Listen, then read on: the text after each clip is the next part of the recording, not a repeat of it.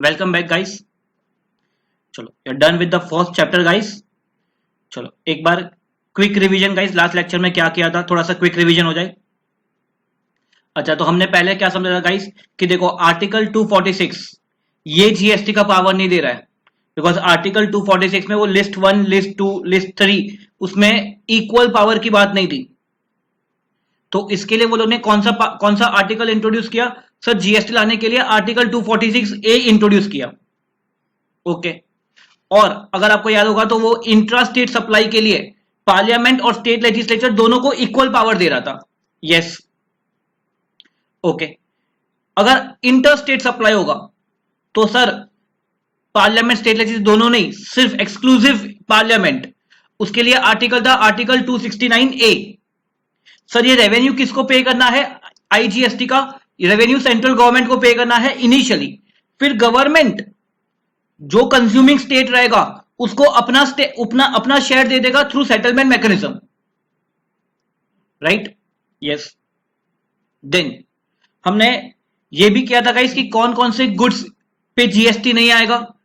हमने कुछ different goods पे क्या क्या आज के डेट में भी क्या कौन से टैक्सेस लग रहे हैं, हमने ये भी डील किया था। If you can recall, alcoholic liquor for human consumption, this is outside GST. इस पे कौन सा आएगा? State excise, state VAT. 5 petroleum products outside GST net for the time being, GST council जब बोलेगा तब आएगा। ओके, तो उस पे आज के डेट में क्या लगेगा सर? सेंट्रल एक्साइज, मैन्युफैक्चर किया तो और बेचा तो VAT. Then opium narcotics, opium narcotics पे बोलो गाइस, ओपीएम नार्कोटिक्स पे we had GST, yes, but उस पे स्टेट एक्साइज का भी पावर था। तो मैन्युफैक्चर किया तो स्टेट एक्साइज और जीएसटी, और बेचा तो सिर्फ जीएसटी। और tobacco products, we had tobacco products. Tobacco products पे सर जीएसटी में है, बट उस पे सेंट्रल एक्साइज ने अपना पावर रिटेन किया हुआ है, तो सेंट्रल एक्साइज भी लगेगा और जीएसटी भी लगेगा। और अगर आपको याद आ रहा है तो entertainment tax by the local bodies, local bodies जब भी लगाएगा तो उनके पास अलग से पावर है, लगा सकते हैं, जीएसटी भी आएगा और एंटरटेनमेंट टैक्स भी आएगा। और कभी भी दूसरे टैक्सेस आ रहे हैं और जीएसटी आ रहा है तो दूसरे वैल्यू पे भी जीएसटी आएगा, that is a deliberate cascading. Yes. Then next हमने और भी क्या किया था गाइस? अच्छा, इंडिया में कितने स्टेट्स है ये क्विकली रिकॉल करो तो इंडिया में कितने स्टेट्स है? 28 स्टेट्स होते थे, और जो यूनियन टेरिटरी उसमें स्टेट लेजिस्लेचर है उसे भी स्टेट माना गया था। वैसे 3 यूनियन टेरिटरीज थे। कौन कौन से 3 होते थे गाइस अपने पास? जम्मू एंड कश्मीर, दिल्ली, पौंडीचेरी। ये 3 स्टेट में एसजीएसटी एक्ट आ जाएगा तो इंट्रा स्टेट सप्लाई पे सीजीएसटी और एसजीएसटी आएगा। और बाकी के जो 5 यूनियन टेरिटरीज होती थी, ये सबके इंट्रा स्टेट सप्लाई करोगे तो सीजीएसटी और यूटीजीएसटी आएगा। और इंडिया का एक्सटेंड आपको पता है गाइस 200 नॉटिकल माइल्स तक जाता है, तो 12 नॉटिकल माइल्स से लेके 200 नॉटिकल माइल्स तक जो था दैट वाज ईईजेड, वो एरिया भी एक यूनियन टेरिटरी माना जाएगा फॉर जीएसटी पर्पस। और विद इन 12 नॉटिकल माइल, जिसे हम बोलते हैं टेरिटोरियल वाटर्स ऑफ इंडिया, वो एक स्टेट का पार्ट माना जाएगा और स्टेट को वो रेवेन्यू मिलेगा जो नियरेस्ट कोस्ट लाइन है वो। ओके, इसके अलावा हमने और भी क्या किया था गाइस? अगर आपको याद आ रहा है तो आईटीसी हम कैसे यूटिलाइज करते थे, इसके प्रिंसिपल हमने किए थे गाइस। आपको याद आ रहा है 7 स्टेप्स होते रहेंगे। सबसे पहले क्या होता था सर? सबसे पहले हमें आईजीएसटी का जो आईटीसी है इसको 0 करना है। तो सबसे पहले IGST will be utilized against IGST, then it will be utilized against CGST liability or SGST liability in any order, in any proportion. एक बार IGST का ITC 0 हो गया, उसके बाद हमें चलना है CGST के क्रेडिट पे। CGST credit against CGST liability, और अभी भी CGST का क्रेडिट पेंडिंग है और IGST की लायबिलिटी है तो उसके सामने। हाँ, बट एसजीएसटी के सामने नहीं हो सकता, ये क्रॉस यूटिलाइजेशन पॉसिबल नहीं है। इसके बाद एसजीएसटी में जाएंगे, पहले एसजीएसटी अगेंस्ट एसजीएसटी और फिर अगर आईजीएसटी की लायबिलिटी है तो उसके लिए यूज करेंगे। We had 7 steps. Right. Then settlement mechanism हमने कैसे किया था गाइस? सेटलमेंट मैकेनिज्म, इसके सिंपल हमने एक दो प्रिंसिपल याद रखने को बोला था। जो एसजीएसटी आईजीएसटी को पे करने में यूज होता है उतना स्टेट गवर्नमेंट सेंटर को दे देगा, और जो आईजीएसटी एसजीएसटी को पे करने के लिए यूज होता है उतना सेंटर वाला स्टेट को दे देगा। Very simple, this is settlement mechanism. और ये सेटलमेंट मैकेनिज्म कैसे हो पाएगा? तो it can B only possible अगर एक कॉमन पोर्टल के थ्रू सब कुछ ट्रांजेक्शन हो रहे, सब रिपोर्ट कर रहे हैं कॉमन पोर्टल पे। कॉमन पोर्टल कौन बनाएगा? तो जीएसटी नेटवर्क।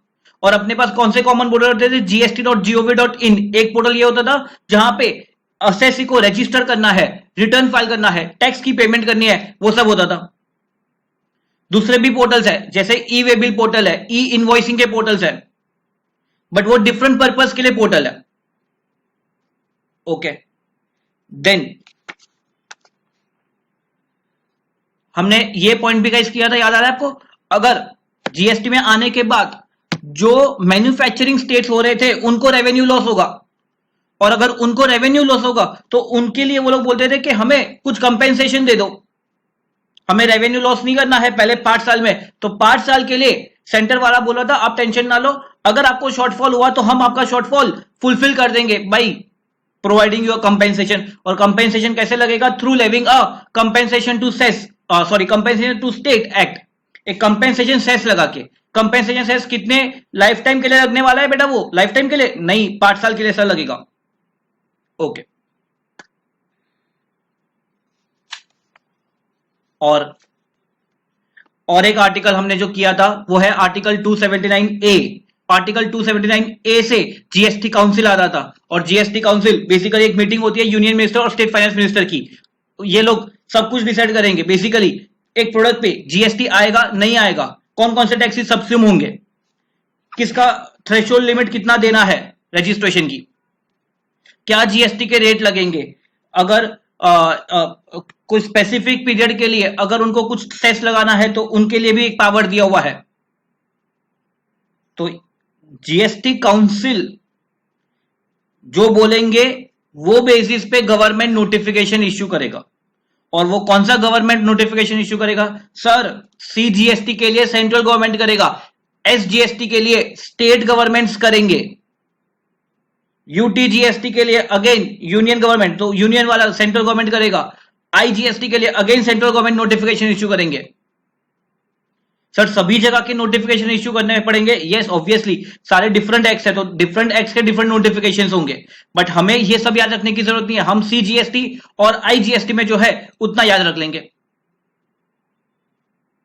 ओके, और जीएसटी काउंसिल गाइस आपको याद आ रहा है वो 5 पेट्रोलियम प्रोडक्ट्स, उस पर कब टैक्स आएगा वो भी वो लोग बताएंगे। और मुझे बताओ बेटा कोरम कितना था जीएसटी काउंसिल का? कोरम ये बोला 75%। ए बेटा 75% कैसे यार?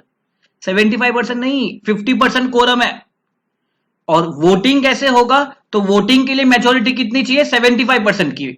और 75% सिंपल वोट्स नहीं, सारे जो वोट्स होंगे ना उसके वेट डाले जाएंगे। स्टेट गवर्नमेंट का इकट्ठा एक वेट डाला जाएगा और सेंट्रल गवर्नमेंट का वेट होगा। सेंट्रल गवर्नमेंट का वेट कितना है? 1/3, और बाकी सारे स्टेट गवर्नमेंट का वेट मिला के 2/3। ओके, तो we have done all this पहले चैप्टर में गाइस। आई होप आपको ये सब अच्छा रिकॉल हो रहा है गाइस। नेक्स्ट, अब मुझे ये बताओ बेटा कौन से ट्रांजैक्शन पे जीएसटी आएगा? एक एग्जांपल दो बेटा, आप डेली बेसिस पे आपके प्रिंसिपल के लिए काम करते हो, सुबह 10 बजे से लेके रात को 10 बजे तक आप काम करते हो, ठीक है। At the end of the month आपको बिग फैट स्टाइपेंड मिलता रहेगा, राइट? तो क्या उस पर भी जीएसटी आएगा? आप भी तो आपके प्रिंसिपल के लिए काम कर रहे हो, तो क्या उस पर जीएसटी आएगा? आपने न्यूज में देख रहे हो कि चलो ये स्टॉक है, इसका प्राइस इतना बढ़ रहा है, आपने स्टॉक खरीद लिया, शेयर्स खरीद लिए, तो क्या उस पर जीएसटी आएगा? कौन से ट्रांजैक्शन पे जीएसटी आएगा? ये कहीं ना कहीं पे तो एक्ट में मेंशन करना होना चाहिए। Yes, that is called as charging section. अगर चार्जिंग सेक्शन में अगर आप फिट हो गए तो उस पे चार्ज बनेगा, उस पे टैक्स आएगा। ये चार्जिंग सेक्शन को बेसिकली इट्स नथिंग बट एक ऐसा इवेंट जिस पे टैक्स लगाया जाएगा, एक ऐसा taxable event, it is called as taxable event. अच्छा, अब जीएसटी में चार्जिंग सेक्शन एक ही रहेगा? नहीं सर, डिफरेंट डिफरेंट एक्ट है तो क्या डिफरेंट चार्जिंग सेक्शंस बनते रहेंगे? यस। सीजीएसटी में जो चार्जिंग सेक्शन है दैट इज सेक्शन 9 सीजीएसटी में, और आईजीएसटी में जो चार्जिंग सेक्शन है दैट इज सेक्शन 5। अच्छा, ऑब्वियसली ये दोनों में डिफरेंस क्या होता रहेगा बेटा? सीजीएसटी एक्ट आपका इंट्रा स्टेट सप्लाई का है तो सेक्शन 9 उसको कवर करता रहेगा, और आईजीएसटी इंटर स्टेट सप्लाई को कवर करता रहेगा। वैसे ही एसजीएसटी रहेगा, SGST will be similar to this, it will be similar to this. क्यों? बिकॉज वो भी तो इंट्रा स्टेट सप्लाई पे लगता है। यूटीजीएसटी वो भी सिमिलर टू दिस रहेगा। कंपेंसेशन सेस, अब वो तो इंट्रा स्टेट है इंटर स्टेट है, दोनों है, दोनों पे लग सकता है। तो can I say there will be charging section in each of this acts? Yes, but हमें कौन से चार्जिंग सेक्शन पे फोकस करना है? हमें दो चार्जिंग सेक्शन, एक सेक्शन 9 ऑफ सीजीएसटी एक्ट या फिर सेक्शन 5 ऑफ आईजीएसटी एक्ट। अच्छा, let's look at the charging section guys. ठीक है, याद रखना गाइस, जब तक चार्जिंग सेक्शन में फिट नहीं होगा तब तक जीएसटी नहीं आ सकता। ठीक है, what we are doing is we are doing CGST act का charging section which is section 9। This will be on your page 113। ठीक है, चलो स्टार्ट करते हैं guys. Subject to provision of subsection 2, subject to provision of subsection 2 मतलब हमें, अरे भाई अभी तो पहले पढ़ना स्टार्ट किया है, आप पहले ही बोल रहे हो कि सब्जेक्ट टू सबसेक्शन 2। ठीक है, हम सबसेक्शन 2 बाद में पढ़ लेंगे, उसको सब्जेक्ट कर लेंगे। ठीक है, there shall be levied a tax called CGST on all intrastate supply of goods or service or both, except on supply of alcoholic liquor for human consumption। बेटा क्या बोले, चार्जिंग सेशन किस पे लगने वाला है? अच्छा, ये मैंडेटरी है ऑप्शनल है? सर मैंडेटरी है। कैसे पता चला? There shall be mandatory, levy किया जाएगा। ठीक है, CGST on all intra state supply of good service. अच्छा बेटा, कल आपको कोई पूछ रहा था कि बेटा जीएसटी किस पे आएगा, तो आपने सुना सुना ऐसे बोला रहेगा सर सप्लाई पे आता है। अब थोड़ा सा सोच के मुझे बताना बेटा, सिर्फ सप्लाई पे आता है क्या? नहीं, सिर्फ सप्लाई पे नहीं, it has to be intra state supply, intra state supply. और ये इंट्रा स्टेट सप्लाई किस चीज का? It can be either goods और सर्विस और बोथ। सर एक ट्रांजैक्शन इंट्रा स्टेट सप्लाई कब होगा? कब होगा एक ट्रांजैक्शन इंट्रा स्टेट सप्लाई? मैंने आपको कुछ बोला था बेटा, हम तीन चीजें डिस्कस करते हैं, एक होता है सप्लायर, एक होता है रेसिपिएंट, एक होता है प्लेस ऑफ सप्लाई। सप्लायर और प्लेस ऑफ सप्लाई अगर एक स्टेट में है तो इसे इंट्रा स्टेट सप्लाई बोला जाएगा। कहीं ना कहीं पे तो ये भी मेंशन किया रहेगा। यस सर, कहां पे मेंशन किया है? सीजीएसटी एक्ट में, आईजीएसटी एक्ट में, आईजीएसटी एक्ट में। आईजीएसटी एक्ट में सेक्शन 8 आपको बोलेगा इंट्रा स्टेट सप्लाई का मीनिंग क्या है। ओके, तो यहां पे आप मेंशन कर लो guys, intra state supply, this is section 8 of IGST, section 8 of IGST.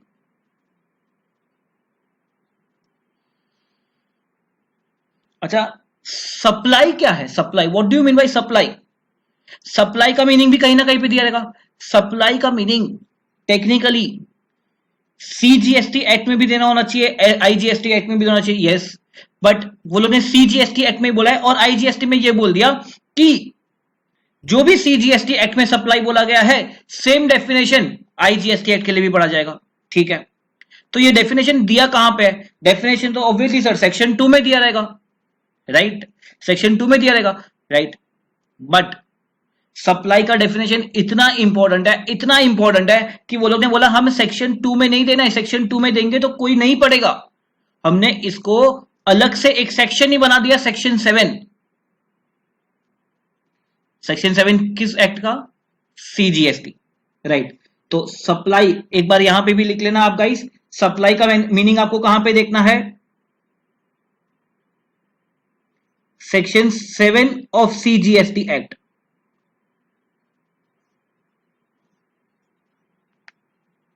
और ये सप्लाई किस बात का होना चाहिए?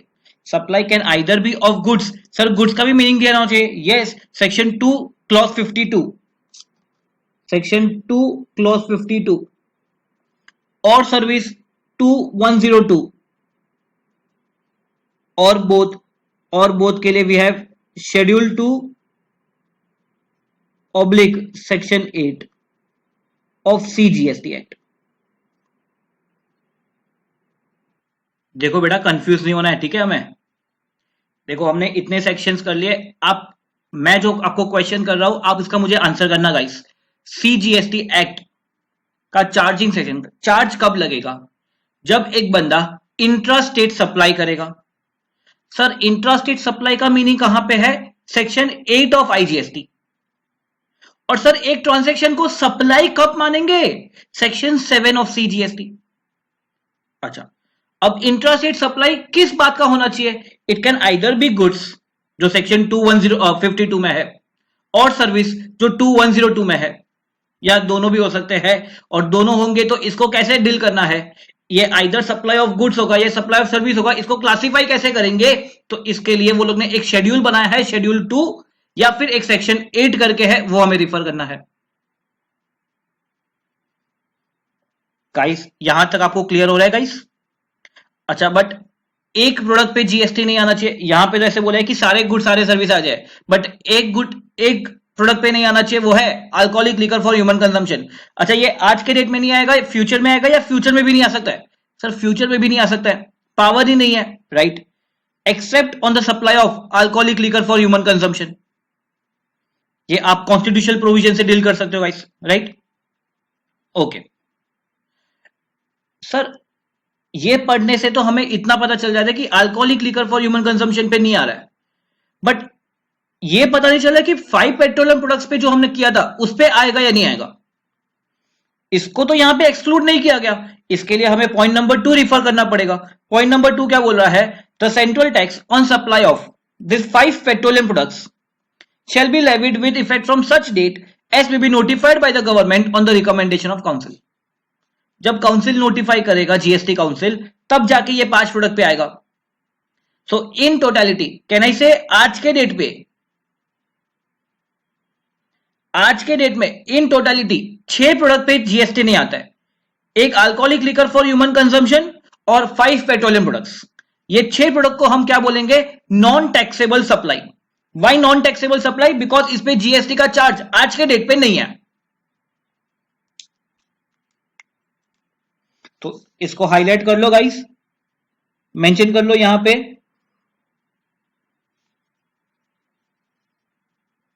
This are non taxable supplies.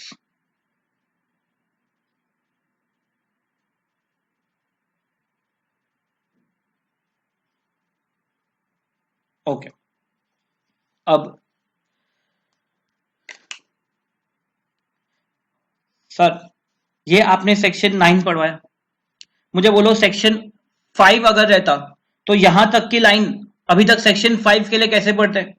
तो सेक्शन 5 के लिए ऐसे बोलते हैं, there shall be levied a tax called as integrated goods and service tax on all inter state supply. Sir what is inter state supply? ये सेक्शन 7 ऑफ आईजीएसटी एक्ट आपको बताएगा। Of goods और service और both except on supply of alcoholic liquor for human consumption. यहां पे जहां पे intra था वहां पे इंटर रहेगा आईजीएसटी एक्ट में। ओके, अच्छा कौन से वैल्यू पे आएगा जीएसटी? तो लोग बोलते हैं वैल्यू के लिए देखना पड़ेगा आपको section 15 as per the value determined under section 15। और कौन से रेट पे आएगा? तो रेट के लिए बोलते हैं and such rates not exceeding 20%। Maximum कितना था सीजीएसटी एक्ट के लिए? 20, आईजीएसटी के लिए 40%। And at such rate as may be notified by the government on the recommendation of council. Council जो रेट बोलेगा ना वो बेसिस पे गवर्नमेंट नोटिफिकेशन इश्यू करेगा, ठीक है? And collected in such manner S may be prescribed. किसके पास से कलेक्ट करना है ये गवर्नमेंट प्रिस्क्राइब करेगा। जनरली क्या लगता है आपको सर, किसके पास से कलेक्ट करेंगे? सप्लायर या रेसिपिएंट? सर सप्लायर से पास से रिकवर करेंगे लॉजिकली, यस, बट बेटा कुछ केसेस तो ऐसे रहेंगे ना जहां पे सप्लायर से नहीं हो सकता है। यस, आपने सुना रहेगा इंटर में रिवर्स चार्ज मैकेनिज्म, जहां पे रेसिपिएंट से कलेक्ट करना है, तो इसको किसके पास से कलेक्ट करना है ना, वो लोग हमें बताएंगे। ठीक है, and it shall be paid by taxable person. तो टैक्सेबल पर्सन जो रहेगा, जो टैक्सेबल पर्सन रहेगा उसके पास से हम रिकवर करेंगे। अच्छा, आप कौन सा टैक्सेबल, कौन है टैक्सेबल पर्सन, ये मैं आज के डेट में आपको नहीं बता रहा हूं। ठीक है, ये हम फ्यूचर में डील करेंगे फॉर द टाइमिंग। ओके, अब ये जब आप देख रहे हो ना गाइस सेक्शन 9(1) और 9(2), ये देखने के बाद आप मुझे बताओ कौन कौन से ट्रांजैक्शन पे चार्जिंग सेक्शन नहीं बनेगा, कौन कौन से ऐसे ट्रांजैक्शन पे चार्जिंग सेक्शन नहीं बनेगा। ट्राई करो बेटा, मैं आंसर दूं उसके पहले आप ट्राई करो। सर, अगर एक प्रोडक्ट गुड्स नहीं है, सर्विस नहीं है, ना ही वो गुड्स है ना ही वो सर्विस है, तो उस पे जीएसटी का चार्ज नहीं बन सकता, बिकॉज जीएसटी के चार्ज के लिए गुड्स या सर्विस होना चाहिए। अगर गुड्स और सर्विस दोनों नहीं है तो चार्ज नहीं बनेगा। राइट सर, अगर सप्लाई नहीं है ना, सप्लाई, अगर सप्लाई नहीं है तो चार्ज नहीं बनेगा, बराबर है। सर, अगर इंट्रास्टेट सप्लाई नहीं है ना, इंट्रास्टेट सप्लाई, और अगर इंटरस्टेट सप्लाई नहीं है आईजीएसटी एक्ट के लिए, तो ना ही वो इंट्रास्टेट सप्लाई है ना ही वो इंटरस्टेट सप्लाई है, तो चार्ज नहीं बनेगा सर। तो इन टोटलिटी आप यहां पे नोट डाउन कर लो गाइस, नीचे ऊपर कहीं पे नोट डाउन कर लो कौन कौन से ट्रांजैक्शन पे जीएसटी नहीं आएगा, चार्ज नहीं बनेगा। First, it is neither goods not service. Second, the transaction is not supply under GST. And third, it is neither intrastate supply nor interstate supply, because बेटा इंट्रास्टेट सप्लाई नहीं है, interstate supply नहीं है, तो किस GST का act बनेगा, नहीं, कभी चार्ज ही बनेगा ही नहीं बेटा, किस जीएसटी का बनेगा, नहीं बनेगा। ओके, यहां तक गाइस क्लियर है आपको। अच्छा, अब थोड़े से पॉइंट सप्लाई में मुझे बता दो, सप्लाई का डेफिनेशन आपको कहां पे देखना है सर, सेक्शन 7, सेक्शन 7। अच्छा, सेक्शन 7 में आपको क्या लगता है, सप्लाई को मींस डेफिनेशन बोला रहेगा या इंक्लूड्स डेफिनेशन बोला रहेगा? क्या सिर्फ यही बातें को हम सप्लाई बोलेंगे या इंक्लूड्स बोला रहेगा? अच्छा, और क्या वहां पे कहीं पे ऐसे कुछ ट्रांजैक्शंस भी रहेंगे जहां पे वो लोग बोलते रहेंगे कि ये सप्लाई नहीं है, हमें इस पे जीएसटी नहीं लगाना? यस, ये कहां पे मेंशन किया हुआ है, शेड्यूल 3, शेड्यूल 3। अच्छा, ये मैं आपको बोल रहा हूं शायद से आपने ये इंटर जीएसटी में ना किया, और अगर आपने ये इंटर जीएसटी में किया है तो आपको ये अच्छा सा रिकॉल होता रहेगा गाइस। ठीक है, तो शेड्यूल 3 के जो ट्रांजैक्शन है उसको गवर्नमेंट बोलता है कि ये सप्लाई नहीं है। एक बार मैं आपको दिखा देता हूं ये कहां पे दिया है, तो इसको नोट डाउन कर लेना गाइस, हम इसको रिफर करते जाएंगे। पेज नंबर 101, पेज नंबर 101, यहां पे मैंने आपको एक शेड्यूल 3 करके दिया है, शेड्यूल 3, द एक्टिविटी और transaction which have treated neither as supply of goods nor as supply of service.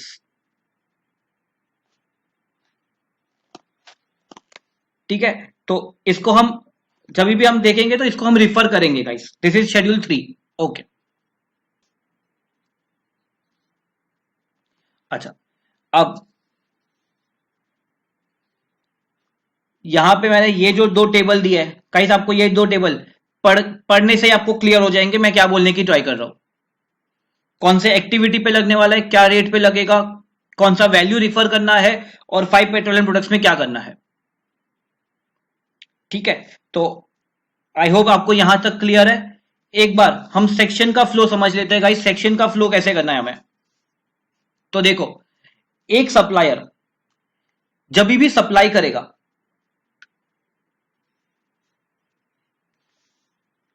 एक सप्लायर जब भी सप्लाई करेगा तब जीएसटी का चार्ज बन सकता है। अच्छा, ये सप्लाई का डेफिनेशन कहां पे दिया है, तो section 7 of CGST, and this supply it has to be qualify either as intrastate supply, जो सेक्शन 9 इंट्रास्टेट सप्लाई जो सेक्शन 8 ऑफ आईजीएसटी एक्ट में मेंशन किया हुआ है, या फिर it can be interstate supply जो सेक्शन 7 ऑफ आईजीएसटी एक्ट में मेंशन किया हुआ है। अच्छा, अब इसका चार्ज बनेगा। अब अगर एक सप्लायर ऐसा है जो बोलता है कि ठीक है, ये तो नॉर्मल वे में मेरे को टैक्स पे करने को हो गया, मेरे को नॉर्मल वे में टैक्स पे नहीं करना है। अब गवर्नमेंट जनरली क्या बोलते हैं गाइस कि देखो, अगर आप जीएसटी में क्वालिफाई हो गए तो आपको जो सारे अकाउंट्स है, जो सारे रिकॉर्ड्स है, वो सब कुछ मेंटेन करने पड़ेंगे। आपका अगर जो ऑडिट होता रहेगा तो ऑडिट करना पड़ता रहेगा, तो ये सारे कॉम्प्लिकेशंस आते जाएंगे। अगर कुछ कोई ऐसे बोलता है कि यार मेरा इतना प्रॉफिट ही नहीं है, मेरा इतना प्रॉफिट ही नहीं है, और आप मुझे बोल रहे हो कि आप आपके सारे बुक्स ऑफ अकाउंट्स मेंटेन करो, आपका जीएसटी ऑडिट जो है वो करवाओ, तो ये सब मेरे लिए फिजिबल नहीं है, बिकॉज वो सारे मेरे ओवरहेड्स कॉस्ट है जो मेरे बढ़ते जाएंगे, मेरा इतना प्रॉफिट ही नहीं है।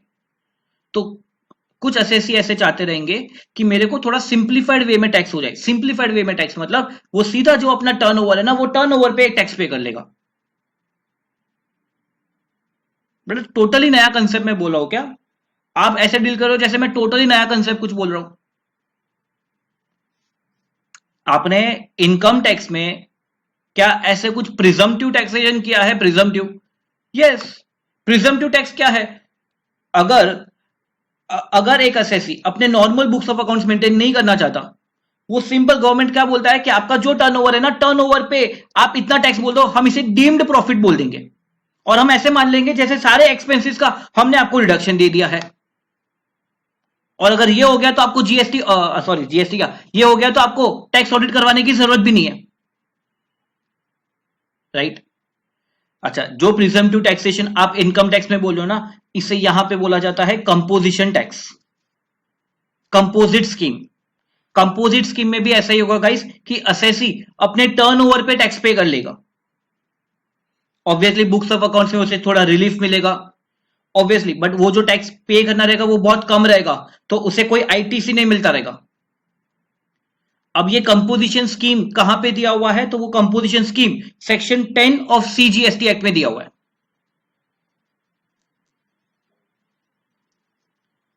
अच्छा, नेक्स्ट, अगर एक असेसी को टैक्स ही पे नहीं करवाना, अच्छा अगर उसके टैक्स पे नहीं करवाना तो उसे कुछ एग्जेम्पशन देने पड़ेंगे। अगर कोई प्रोडक्ट पे, कोई सर्विसेज पे ऐसा लग रहा है कि ये प्रोडक्ट या सर्विस पे गवर्नमेंट को टैक्स कलेक्ट नहीं करना है, for example doctor service, doctor service पे गवर्नमेंट क्या बोलता रहेगा? ये सर्विस एग्जेम्प्ट है। कहां पे बोलता रहेगा? उसके लिए कुछ गवर्निंग सेक्शन होता रहेगा, यस। तो गवर्निंग सेक्शन कौन सा है? सीजीएसटी एक्ट की बात करें तो सेक्शन 11, और आईजीएसटी एक्ट की बात करें तो सेक्शन 6। इस पे टैक्स पे ही नहीं करवाना।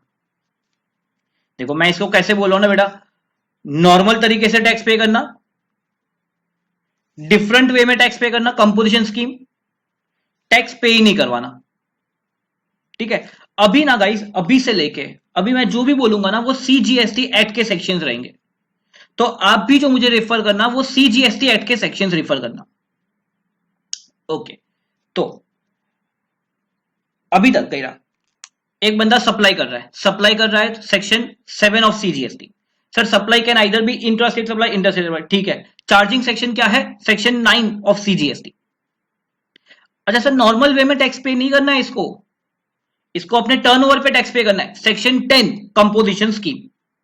और बेटा अगर इसको टैक्स पे ही नहीं करवाना तो सेक्शन 11 में एग्जेम्पशन इश्यू कर देंगे, ठीक है? सर अगर कोई एग्जेम्पशन इश्यू नहीं है तो फिर क्या इसे टैक्स पे करना पड़ेगा? यस, टैक्स पे करना पड़ेगा। टैक्स पे करना पड़ेगा तो कब पे करना पड़ेगा? Time of supply. Time of supply के कौन से सेक्शंस है? तो टाइम ऑफ सप्लाई के वी हैव 3 सेक्शंस। गुड्स के लिए बात करेंगे तो सेक्शन 12, सर्विसेज के लिए बात करेंगे तो सेक्शन 13, और चेंज इन रेट के लिए बात करेंगे तो सेक्शन 14। 3 सेक्शन है। टाइम ऑफ सप्लाई अपने को बताएगा कि किस मंथ की लायबिलिटी है जो हमें डिस्चार्ज करनी है, और कौन से वैल्यू पे? तो सेक्शन 15 वैल्यूएशन। ये हो गया आपके सेल्स का साइड का। और अब अगर मैं परचेसिस की बात करूं तो परचेसिस के लिए मुझे आईटीसी मिलता रहेगा। तो किस परचेसेस के मेरे को आईटीसी मिलेंगे, उसके क्या कंडीशंस रहेंगे, वो सब कुछ आपको सेक्शन 16 में दिया है। क्या टाइम लिमिट है, कितना आईटीसी मिलेगा, वो सब कुछ सेक्शन 16 में दिया रहेगा। और कभी कभी ऐसा भी हो सकता है कि मेरे को, मैं जो परचेस करूं, गवर्नमेंट बोलता है इसका आईटीसी आपको नहीं लेना है, इसे गवर्नमेंट बोलता है ब्लॉक क्रेडिट। मैं वापिस बोल रहा हूं, अगर आप कुछ परचेस कर रहे हो और गवर्नमेंट को उस पर क्रेडिट नहीं देना है, तो गवर्नमेंट इसको बोलेगा ब्लॉक क्रेडिट, तो आपको क्रेडिट नहीं मिलेगा। ये कहां पे मेंशन किया हुआ है, सेक्शन 17। और मैं थोड़ा सा और डिटेलिंग में चलूं तो section 17(5), this is block credit. और कभी कभी सर ऐसा भी तो हो सकता है कि ये एक सप्लायर है, ही सप्लाइंग 2 प्रोडक्ट्स, एक जो प्रोडक्ट है ना इस पे 18% है, और एक जो प्रोडक्ट है ये एग्जेम्प्ट है। अच्छा, अब अगर ये 2 प्रोडक्ट सप्लाई कर रहा है तो ऑब्वियसली इसके कुछ परचेसेस भी तो रहेंगे। अच्छा, ये जो परचेसेस कर रहा है, ये जो परचेस कर रहा है ये एक्सक्लूसिवली इसके लिए अगर रहेगा तो गवर्नमेंट को कोई दिक्कत नहीं है, गवर्नमेंट आपको आईटीसी दे देगा। और अगर जो परचेस कर रहे हो सिर्फ इसके लिए, तो गवर्नमेंट आपको आईटीसी नहीं देगा, बिकॉज आप अगर आप एग्जेम्प्ट प्रोडक्ट बना रहे हो तो एग्जेम्प्ट प्रोडक्ट पे आप तो कुछ टैक्स पे ही नहीं कर रहे हो, और अगर आप टैक्स पे नहीं कर रहे हो तो उसका आईटीसी भी आपको नहीं मिलना चाहिए, तो गवर्नमेंट इसका आपको आईटीसी नहीं देगा। गवर्नमेंट आईटीसी वही बात का देगा ना जो अगर टैक्सेबल सप्लाई रहेंगे। यस, बट मुझे बताओ इसमें अगर कुछ कॉमन हो गया, कॉमन परचेस, ये ऐसा परचेस है जो ये प्रोडक्ट के लिए भी यूज हो रहा है और ये प्रोडक्ट के लिए भी यूज हो रहा है, तो गवर्नमेंट आपको टोटल आईटीसी नहीं देगा, जो इतना पोर्शन के लिए रहेगा ना प्रपोर्शन वाइज देगा।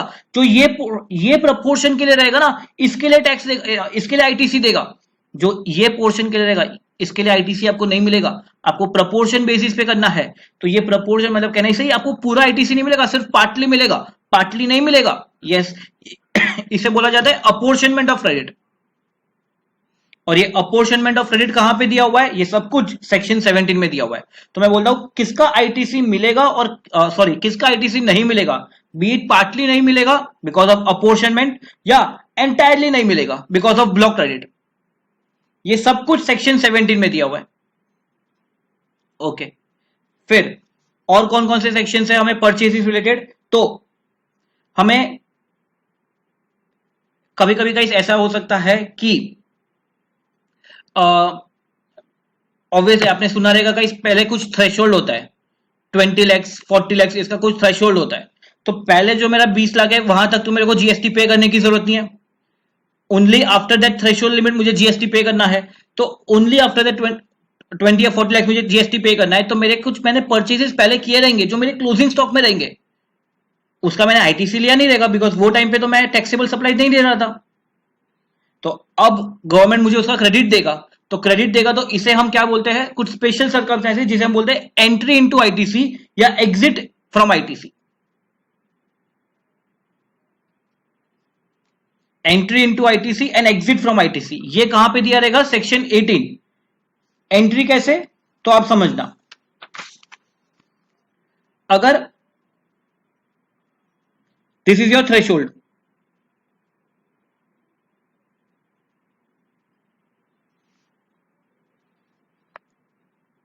तो यहां तक तो आप रजिस्टर नहीं होंगे, तो यहां तक आपने जो परचेस किया रहेगा यहां का आईटीसी आपको नहीं मिला रहेगा।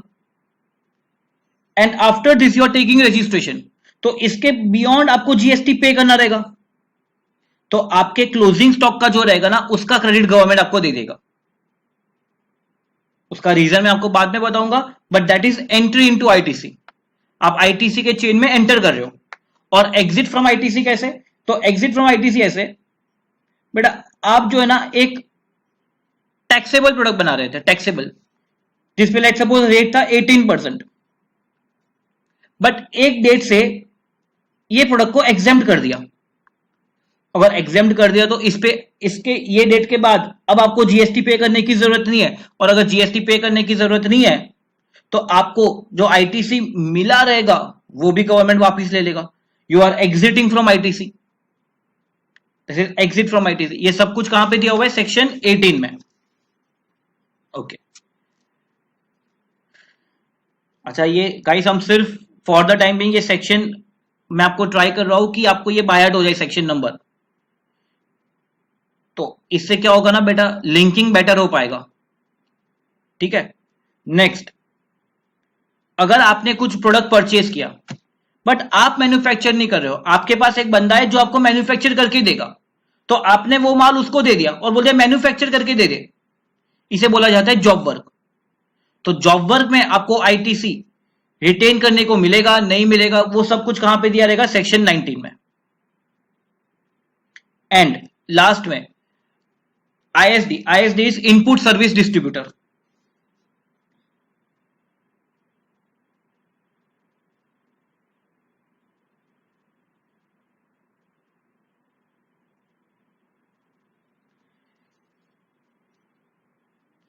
इनपुट सर्विस डिस्ट्रीब्यूटर का क्या मतलब है? जैसे अगर आपकी लेट सपोज एक हेड ऑफिस है in Maharashtra and you have branches all over India. ये हेड ऑफिस सारा पेमेंट हैंडल करता है. अब मैनी टाइम्स क्या होता है guys, services can be given in Delhi, in Rajasthan, in in Madhya Pradesh. आपकी जहां जहां पे ब्रांचेस है सभी जगह पे सर्विस दी जाएगी, बट पेमेंट के लिए वो लोग इनवॉइस कहां पे इश्यू करते हैं? In Maharashtra, because that is a head office. तो महाराष्ट्र वाला क्या करेगा बेटा, वो पहले ना ये क्रेडिट बुक कर लेगा और फिर जिस ब्रांच को सर्विसेज हुई है उस ब्रांच को ये क्रेडिट दे देगा, पास ऑन कर लेगा. ये क्या कर रहा है? इनपुट सर्विस ले रहा है और फिर उसे डिस्ट्रीब्यूट कर रहा है. और ऑब्वियसली अगर सभी ब्रांचेस को हुआ रहेगा तो सभी ब्रांचेस को डिस्ट्रीब्यूट होना चाहिए एज पर द टर्नओवर. तो वो सब कुछ कहां पे दिया रहेगा? यहां पे सेक्शन 20 में. और कभी आपने एक्सेस डिस्ट्रीब्यूट कर दिया तो उसका रिकवरी कैसे होगा? वो सेक्शन 21 में दिया है. तो गाइस इतने सेक्शंस याद रखने से अपने को क्या होगा ना, एक बेसिक जो फ्लो है वो आपको क्लियर हो जाएगा. तो मैं एक बार बोल रहा हूं गाइस, आप ट्राई करना, मेरे से पहले आपको आंसर आ जाना चाहिए. ठीक है. जीएसटी में चार्जिंग सेक्शन, सीजीएसटी एक्ट में चार्जिंग सेक्शन, सेक्शन 9 सेक्शन 9 क्या बोलता है? Intra state supply of goods और सर्विस और both except supply of alcoholic liquor for human consumption. Okay sir, supply का मीनिंग कहां पे देखना है? Section 7 of CGST. अब अगर मेरे को नॉर्मल वे में टैक्स पे नहीं करना है, मेरे को अपने टर्नओवर पे टैक्स पे करना है, तो कहां पे देखना है? Section 10 composition scheme. और अगर इसको टैक्स पे ही नहीं करवाना है, अगर वो प्रोडक्ट को, एक गुड्स सर्विसेज को एग्जेम्पशन देना है, सेक्शन 11. अच्छा, अब अगर एग्जेम्पशन इश्यू नहीं है, अगर टैक्स पे करना ही है तो कब पे करना है? Section 12, 13, 14 time of supply. Time of supply for goods 12, service 13, change in rate 14. कौन से वैल्यू पे? सेक्शन 15. ये हो गया मेरा सेल साइड का. परचेज साइड पे जाते हैं. परचेज साइड पे मुझे किसका आईटीसी मिलेगा, मुझे क्या टाइम पीरियड में लेना है? सेक्शन 16. क्या कंडीशंस है? सेक्शन 16. मुझे किस बात का आईटीसी नहीं मिलेगा? Be it partly because of apportionment और be it entirely because of block credit. ये सब कुछ कहां पे दिया है? सेक्शन 17. और ब्लॉक क्रेडिट का सेक्शन क्या है? Section 17(5). Okay. Then there are some special circumstances. कौन सा? आप आईटीसी में एंटर कर रहे हो या आईटीसी से एग्जिट कर रहे हो? सेक्शन 18. ओके. अगर जॉब वर्क हो गया तो जॉब वर्क रिलेटेड आपको आईटीसी सेक्शन 19. और अगर आपके वेरियस ब्रांचेस है, हेड ऑफिस एक जगह पे है, वो सारा क्रेडिट बुक कर रहा है और फिर डिस्ट्रीब्यूट कर रहा है, it is called as input service distributor, section 20. और अगर एक्सेस डिस्ट्रीब्यूट हो गया तो उसको रिकवर कैसे करना है? सेक्शन 21. गाइस सेक्शन 7 से लेके अभी तक फॉर द टाइमिंग सेक्शन 7 से लेके 21 तक क्लियर हो गया अपना? ओके. चलो बेटा नेक्स्ट. चलो एक बार बेटा सेक्शन 9 को एक क्विक रिवीजन करा दो, वेरी क्विक रिवीजन. सीजीएसटी का चार्जिंग सेक्शन क्या बोलता है? कब आएगा सीजीएसटी? वो लोग बोलते हैं इंट्रा स्टेट सप्लाई होना चाहिए. अच्छा, इंट्रा स्टेट सप्लाई किस बात का? It can either be of goods और सर्विस और बोथ, बट एक प्रोडक्ट को छोड़ के, alcoholic liquor for human consumption. Value value के लिए सर सेक्शन 15 देख लो, और रेट गवर्नमेंट नोटिफाई करेगा एज पर जीएसटी काउंसिल। चलो ठीक है, किसके पास से कलेक्ट करेंगे गवर्नमेंट बताएगा, सप्लायर से लेना है, रेसिपिएंट से लेना है, क्या किसी और पर्सन से लेना है, गवर्नमेंट बता देगा, और वो पर्सन एक टैक्सेबल पर्सन होगा। ओके, अब हम क्या कर रहे हैं बेटा, हमें इंट्रा स्टेट सप्लाई, अब हम जो कर रहे हैं वो दो डेफिनेशन कर रहे हैं, एक है डेफिनेशन ऑफ गुड्स और डेफिनेशन ऑफ सर्विस की। गुड्स का डेफिनेशन कहां पे दिया हुआ है, तो सेक्शन 2 सब सेक्शन ने बेटा, this is clause 52 and section 2 clause 102। ठीक है, आप पेज नंबर गाइस, आप पेज नंबर 44 ओपन कर लेना, हम उससे डिस्कस कर रहे हैं। ठीक है, चलो सेल ऑफ गुड्स, बेटा गुड्स का आपने एक रटा हुआ डेफिनेशन किया था सेल ऑफ गुड्स एक्ट में, याद करवा सकते हो sale of goods act.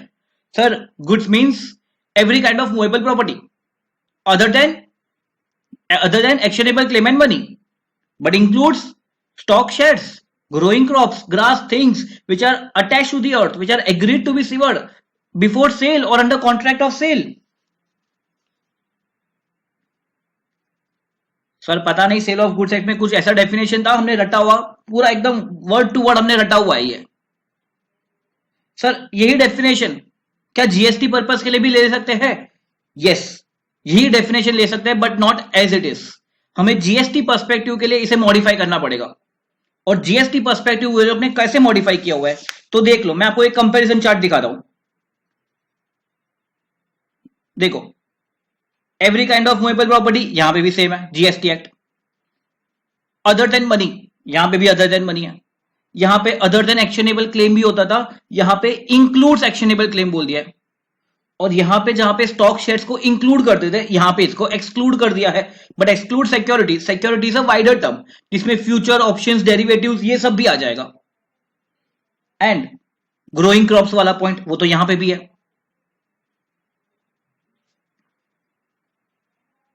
Simple है, डिफाइन कर लो गुड्स को GST act basis. Goods every kind of movable property other then money and security, but includes actionable claim, growing crops, grass, things attached to or forming part of land which are agreed to be severed before supply or under contract of supply. अच्छा, minute definition देखते थे ना बेटा, minute definition यहां पे जहां पे word sale था, because sale of goods act sale पे लगता था, यहां पे सप्लाई आ जाएगा। ठीक है, हो गया बाय हार्ट, डन, समझ गया बेटा? बेटा हाँ बोल रहे हो, समझ गया? मार खाओगे, हमने कुछ समझा ही नहीं है, हमने तो सिर्फ रट्टा मारा। समझना तो अभी हमें अभी समझना है बेटा अभी इसे। तो देखो मैं इसको 5 एनालिसिस में डील करूंगा। This is my analysis 1 2 3 4 5। हम इसके 5 एनालिसिस करेंगे। एक बार ये कर लेंगे तो अपने को पूरा गुड्स का डेफिनेशन समझ में आ जाएगा। इंटर सीपीटी नहीं है बेटा, फाइनल लेवल है, लेवल थोड़ा बड़ा हो। अब समझो, वो लोग क्या बोलते हैं, every kind of movable property. Sir what is movable property? जिसको मूव किया जा सकता है वो movable property. Mobile phone yes, TV yes, chair yes, sir ये सब कुछ मूवेबल प्रॉपर्टी है। बट मतलब क्या है मूवेबल प्रॉपर्टी का? तो मूवेबल प्रॉपर्टी को आपको डेफिनेशन चेक करना पड़ेगा। अब जीएसटी एक्ट में इसको डिफाइन नहीं किया है, तो इसका एक एक्ट होता है जनरल क्लॉज एक्ट, वो एक्ट में इसको डिफाइन किया है। वो लोग बोलते हैं movable property means not an immovable property. जो इमूवेबल प्रॉपर्टी नहीं है वो movable property. It's a negative definition. Sir why negative definition? अच्छा, ये नेगेटिव डेफिनेशन कब यूज होता है? ये कब यूज करते हैं बेटा? जब वो लोग को ना ये सेट है कि अच्छा इमूवेबल प्रॉपर्टी तो इतना ही है, इसके अलावा जो भी रहेगा सब कुछ बाय डिफॉल्ट मूवेबल प्रॉपर्टी हो जाएगा। तो इसके लिए वो लोग एक नेगेटिव डेफिनेशन क्रिएट करते हैं। अच्छा, अब इमूवेबल प्रॉपर्टीज क्या क्या हो सकता है? तो इमूवेबल प्रॉपर्टी बोल दो land, yes sir land is an immovable property. Sir building, yes building is also immovable property, it is things attach to the earth. Sir building में जो हो सकता है टैंक हो जाए, आपने देखा रहेगा बिल्डिंग की टैंक रहती है, it is something which is permanent fasten to anything which is attach to the earth, वो भी इमूवेबल प्रॉपर्टी हो गया। बेसिकली जिसको ऐसे ही मूव नहीं कर सकते ना, आपको अगर तोड़ के मूव करना पड़ेगा, दैट इज इमूवेबल प्रॉपर्टी।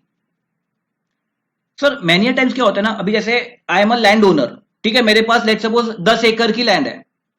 अब ये लैंड को डेवलप किया जा सकता है, और आपने आपने सुना रहेगा फ्लोर स्पेस इंडेक्स, एफएसआई, कि मैं इतना कंस्ट्रक्ट कर सकता हूं, तो वो मेरे राइट्स भी मेरे पास ही है, because I am the land owner. अच्छा, बट मैं लैंड ओनर हूं, मैं बिल्डर नहीं हूं, मैं कंस्ट्रक्शन सर्विस में नहीं दे रहा हूं। तो मैंने क्या किया, मैं एक बिल्डर के पास गया, मैंने बोला देखो मेरे पास ये लैंड है, मेरे को कंस्ट्रक्ट करने को नहीं आ रहा है, आपको कंस्ट्रक्शन करने को आ रहा है, तो आप कंस्ट्रक्ट करो, but because you are constructing on my land, you pay me अ सम। तो क्या मैंने ये जो लैंड का जो डेवलपमेंट राइट है ये दे दिया? यस। अब ये क्या इमूवेबल प्रॉपर्टी है? Yes, because it is called as benefit to arise out of land. अगर लैंड आपका है तो लैंड का development right is a benefit which arise out of land. तो ये चार बेटा इमूवेबल प्रॉपर्टी रहेगा, ठीक है। अच्छा, इसके अलावा जो भी रहेगा, इसके अलावा सब कुछ movable property, be it tangible be it intangible. Sir intangible मतलब जिसको टच नहीं किया जा सकता बेटा, लेट सपोज हम इसे बोलते हैं intangible property right, intellectual property rights. आपने सुना रहेगा, अगर मैंने एक बुक लिखा है, ठीक है, तो बुक का कॉपीराइट मेरे पास रहेगा। अब मैं एक बुक पब्लिशिंग कंपनी के पास जाके ये मेरा कॉपीराइट्स बेच सकता हूं। So, ये जो मैंने कॉपीराइट दिया, it is not immovable property, और because it is not an immovable property, वो क्या बाय डिफॉल्ट मूवेबल प्रॉपर्टी बन जाएगा? यस। मैंने अपना नाम का ट्रेडमार्क करवा लिया, that trademark is an intangible thing, ये भी मूवेबल प्रॉपर्टी हो जाएगा। तो copyright, patents, trademarks, yes. Electricity, sir electricity को टच, इलेक्ट्रिसिटी को टच दिखता है क्या बेटा? इलेक्ट्रिसिटी ऐसा मूव होगा? नहीं। बट क्या वो भी एक गुड्स है? यस सर, वो भी एक गुड्स है। तो जो इमूवेबल प्रॉपर्टी नहीं है वो बाय डिफॉल्ट मूवेबल प्रॉपर्टी। अच्छा, अब यहां पे वो लोग ने क्या बोला है, जीएसटी किस पे आने वाला है बेटा? मूवेबल प्रॉपर्टी पे। तो आपके माइंड में ये आएगा कि सर तो फिर इमूवेबल प्रॉपर्टी पे जीएसटी नहीं है, ऐसा आएगा माइंड में। अच्छा, मैं क्या बोल रहा हूं, एक बार के लिए आप सर्विस की डेफिनेशन देख लो, वो लोग ने सर्विस को कैसे डिफाइन किया है, एक बार ये मुझे बताओ। आ जाओ पेज नंबर 44 पे guys.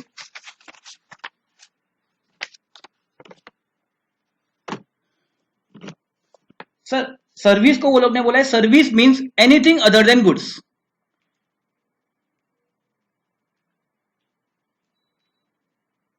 Service means anything other than goods. जो गुड्स नहीं है, जो गुड्स नहीं है वो बाय डिफॉल्ट सर सर्विस हो गया, वो बाय डिफॉल्ट सर्विस हो गया। अच्छा, अच्छा, अब मुझे बताओ, land, sir land is it N immovable property? Yes. अगर वो इमूवेबल प्रॉपर्टी है तो वो गुड्स नहीं है, अगर वो गुड्स नहीं है तो क्या वो सर्विस हो गया? बेटा आंसर करो, क्या अगर वो गुड्स नहीं है तो क्या वो सर्विस हो गया? यस। बिल्डिंग, बिल्डिंग क्या वो गुड्स है? नहीं सर, वो गुड्स नहीं है। गुड्स नहीं है तो क्या वो बाय डिफॉल्ट सर्विस हो गया? यस। अच्छा सर, अगर मेरे पास लैंड है, मैंने लैंड बेचा, अगर आप बोल रहे हो वो सप्लाई ऑफ सर्विस हो गया, तो फिर इस पे जीएसटी आ जाएगा। और हमने तो पढ़ा था बेटा, हम स्टैम्प ड्यूटी पे कर रहे हैं लैंड और बिल्डिंग पे। तो यार आपको याद नहीं आ रहा यार, हमने ये सब किया था, लैंड और बिल्डिंग। सर अगर लैंड और बिल्डिंग बेचा जाएगा तो स्टैम्प ड्यूटी पे होगा, किया था ना? हाँ, तो क्या उस पे जीएसटी आना चाहिए टेक्निकली? नो सर, नहीं आना चाहिए। तो कैसे नहीं आएगा? तो अब मुझे बताओ गाइस, हमने सप्लाई का जो डेफिनेशन है सेक्शन 7, इसमें मैंने आपको बताया था एक शेड्यूल होता था, शेड्यूल 3। आ जाओ पेज नंबर 101 पे। इसमें सिर्फ पॉइंट नंबर 5 पे फोकस करना, पॉइंट नंबर 5, मुझे और कुछ नहीं चाहिए। Sir sale of land, sale of land, subject छोड़ो, sale of building, sir land और बिल्डिंग को अगर बेचा जाएगा ना, बेचा जाएगा तो उसको जीएसटी नहीं लगाना है। बट अगर मैं बोलूं मेरे को लैंड और बिल्डिंग रेंट पे देना है तो क्या उस पे जीएसटी आएगा? यस, उस पे जीएसटी आएगा, even though it's an immovable property. हाँ बेटा। अगर मैं बोलूं कि मुझे अंडर कंस्ट्रक्शन फ्लैट खरीदना है, अंडर कंस्ट्रक्शन, तो क्या उस पे जीएसटी आएगा? यस आएगा। फिर ऐसे मत बोलना कि आपने इमूवेबल प्रॉपर्टी खरीदा। नो, अंडर कंस्ट्रक्शन फ्लैट है, वो कंस्ट्रक्शन की सर्विस दे रहा है, उस पे जीएसटी आना चाहिए। यस। अच्छा, थोड़ा सा गाइस वर्ड्स पे थोड़ा सा फोकस करना। यहां पे ऐसे नहीं बोला है सेल ऑफ इमूवेबल प्रॉपर्टी। ना ना ना ना ना ना ना, सेल ऑफ इमूवेबल प्रॉपर्टी नहीं बोला है। ड्रास्टिक डिफरेंस है, ड्रास्टिक। मैंने अभी क्या बताया आपको, इमूवेबल प्रॉपर्टी चार होता है। Immovable property there are four things, ये नोट डाउन कर लो बेटा आप। एक तो land, benefit to arise out of land, building, और something which is permanently fasten to anything which is attach to और। अब इसमें लैंड और बिल्डिंग अगर बेचा गया तो बेटा शेड्यूल 3 में है। अगर आपने लैंड डेवलपमेंट राइट्स किसी को बेचा, बताओ, अगर आपने लैंड डेवलपमेंट राइट्स बेचा तो क्या जीएसटी आएगा उस पे? यस आएगा, आएगा। फिक्स कर लो बेटा माइंड में। Are we clear till this? Okay.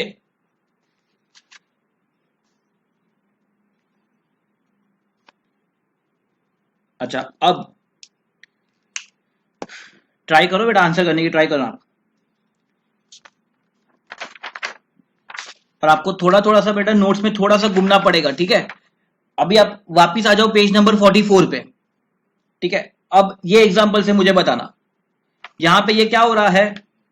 We have a supplier, ये बंदे ने इसको टीवी बेचा, और लेट सपोज टीवी बेचा एट ₹50,000। तो ये बंदा 50,000 ऐसे हार्ड कैश लेके आया था बेटा, इसको हार्ड कैश दे रहा है 50,000 का। क्या बताओ, ये जो है, क्या ये गुड्स है? Yes sir, it's a movable property, move हो रहा है, इमूवेबल प्रॉपर्टी नहीं है, मूवेबल प्रॉपर्टी। यस। क्या इसने जो 50,000 दिया, क्या ये मूवेबल प्रॉपर्टी है? बताओ, क्या ये मूवेबल प्रॉपर्टी है? यस, ये भी तो मूवेबल प्रॉपर्टी है, ये थोड़ी ना इमूवेबल प्रॉपर्टी है, ये भी तो मूवेबल प्रॉपर्टी है। तो क्या इस पे जीएसटी आ सकता है? मैं किसी को बाई करने के लिए मैं इसे पैसे दे रहा हूं, तो क्या मैंने पैसे दिए, कोई ऐसा बोल सकता है क्या, सर ये बायर ने 50,000 इसको दिया जिसके बदले में इसने टीवी दिया? हो सकता है ना ऐसा? यस। और अगर ऐसा अगर कोई इंटरप्रेट कर दे और बोल दे कि बेटा इसने सप्लाई किया है पैसे और इस पे जीएसटी लगाओ, ये तो गलत हो जाएगा। बेटा इस पे जीएसटी आना चाहिए, इस पे नहीं। तो अब क्या करेंगे बेटा, हमें गुड्स के डेफिनेशन से निकालना पड़ेगा मनी को। यस। अब बोलो, बोलो मुझे यहां पे देख के बताओ क्या किया ये लोग ने गुड्स को, गुड्स के डेफिनेशन में। Goods excludes money sir, goods excludes money, तो फिर मनी पे जीएसटी नहीं आ सकता, मनी पे जीएसटी नहीं आ सकता। अच्छा, ये बताओ, ये बताओ बेटा मुझे, अगर मनी गुड्स में नहीं है तो वो क्या बाय डिफॉल्ट सर्विस में आ गया? अगर मनी गुड्स में नहीं है तो क्या वो बाय डिफॉल्ट सर्विस में आ गया? देखो वापिस सर्विस का डेफिनेशन, घूम ना जाओ बेटा। सर्विस का डेफिनेशन तो ऐसे ही बोला था, service service means anything other than goods.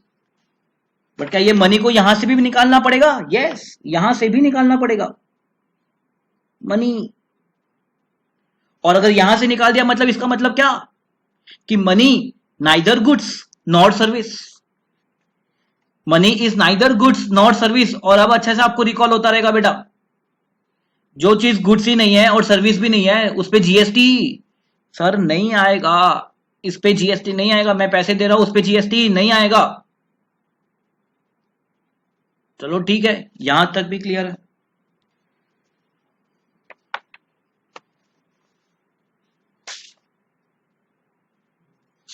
तो अपना एक फाइनल कंक्लूजन बेटा, is it service? No. Transaction in money is neither goods not service, therefore not liable to GST.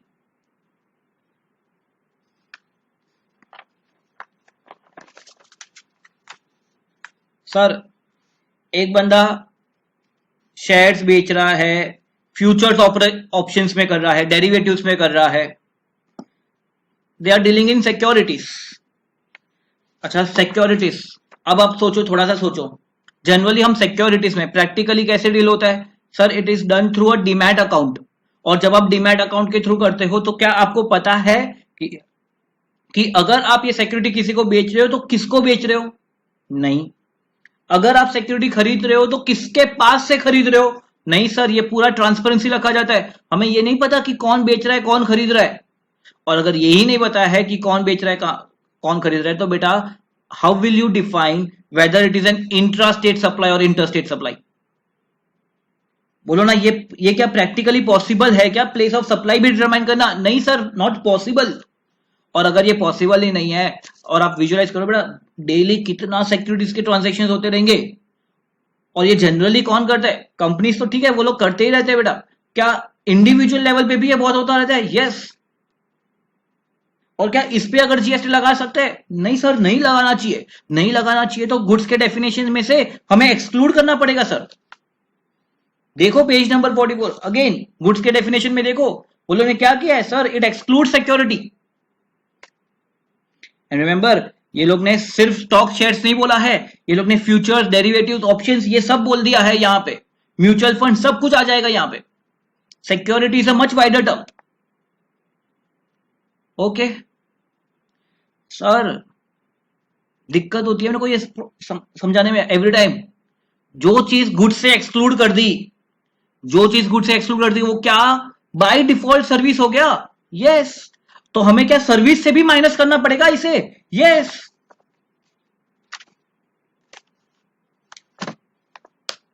Service means anything other than goods, money and securities. Final conclusion, securities they are neither goods not service. Sir उस पे GST नहीं आएगा, नहीं आएगा securities पे.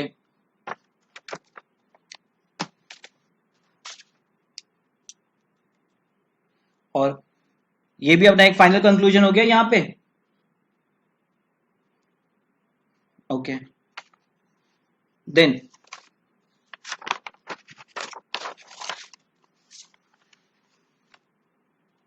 इसके साथ अब ये सोचना, देखो वी हैव दिस पर्सन, ये पर्सन के पास सिक्योरिटीज है. ठीक है, लेट सपोज इसने, मैं एक एग्जांपल ही दे रहा हूं, लेट सपोज इसके पास 1000 रिलायंस के शेयर्स है और इसका बहुत लॉन्ग टर्म होल्डिंग है. Let suppose he want to hold it for 10 years. अच्छा, अब 10 साल तक उसे तो कुछ लेना बेचना कुछ नहीं है, ये ऐसे ही रहेगा उसके डीमैट अकाउंट में. वी हैव दिस पर्सन, इसने इसने ना बेटा एक सिक्योरिटी को हो सकता है शॉर्ट सेल कर दिया, क्वाइट पॉसिबल शॉर्ट सेल कर दिया है. और शॉर्ट सेल कर दिया तो ऑब्वियसली क्या होता है बेटा, जब ये डिलीवरी का टाइम आता है तो ऑब्वियसली इसको किसके पास से खरीदना है. अब इसको पता है कि शॉर्ट सेल अगर उसने किया ना तो उसका जो प्राइस है वो कभी ना कभी गिरने वाला है, उसको पता है ऐसा. तो वो क्या करेगा, वो ये सिक्योरिटी मार्केट में ढूंढता है जिसको लैंड करना है फॉर सम टाइम. तो वो ये पर्सन को बोलता है कि आपके पास ऐसी सिक्योरिटीज है, आप मुझे लैंड कर दो फॉर लेट सपोज 2 मंथ्स. 2 महीने के बाद जैसे इसका प्राइस कम हो जाएगा, मैं मार्केट से खरीद के आपको दे दूंगा. आपको कोई फर्क नहीं गिरेगा, आपके अकाउंट में जो 1000 है ना, वो 1000 शेयर्स ऐसे ही ऐसे रहने वाले. तो इसने क्या किया, फॉर 2 मंथ्स ये सिक्योरिटीज इसे लैंड करना है.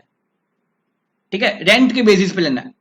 और बिकॉज ये लैंड कर रहा है तो इसके लिए वो इसको एक लैंडिंग फीस देगा. अब ऑब्वियसली ये जो ट्रांजैक्शन है ये डायरेक्ट नहीं होगा, it will B through an intermediary.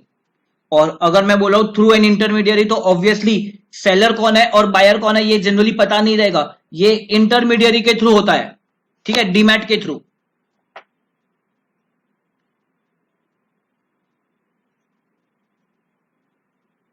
This is an approved intermediary.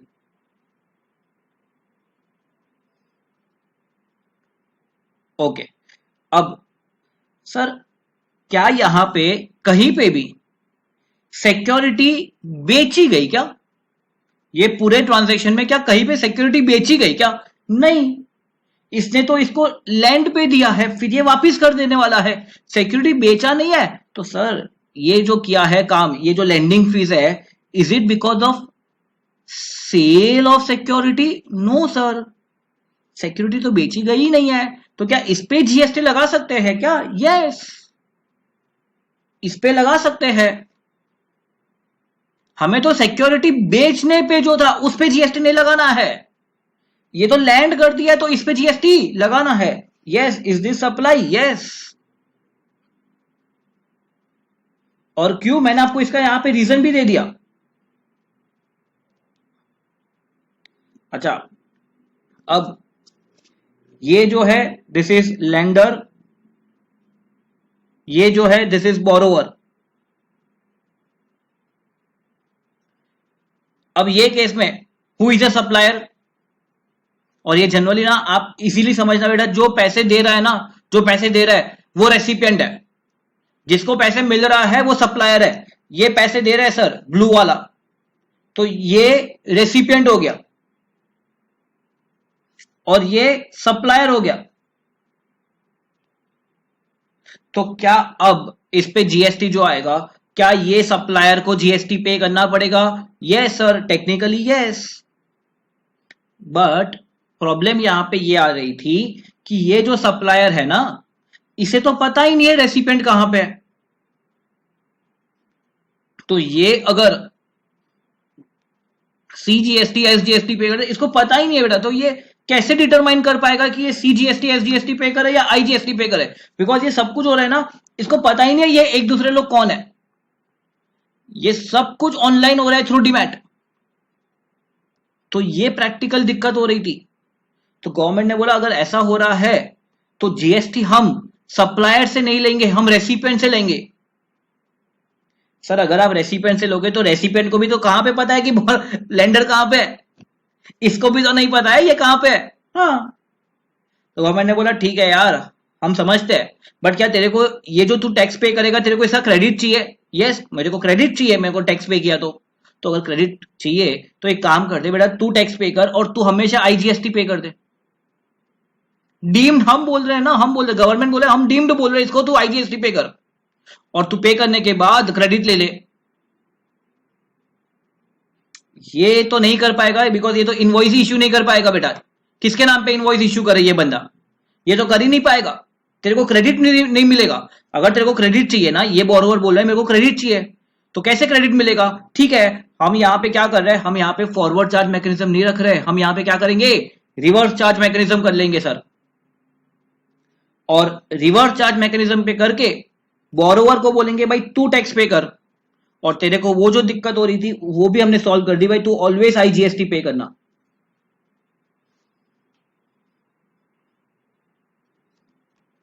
भूल ना जाना बेटा हम क्या कर रहे थे।